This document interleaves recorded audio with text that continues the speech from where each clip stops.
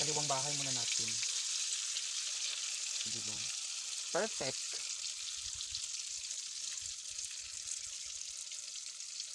So, lagyan na natin siya ng ano, yung kanyang ano, blood cells.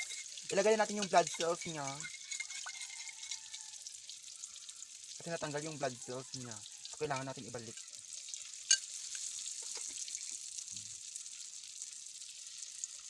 So, yung kabila naman muna. Parang may something ako na ano guys, na-feel.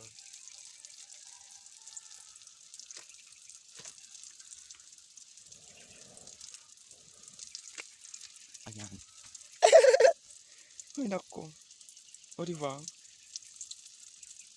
Di puga.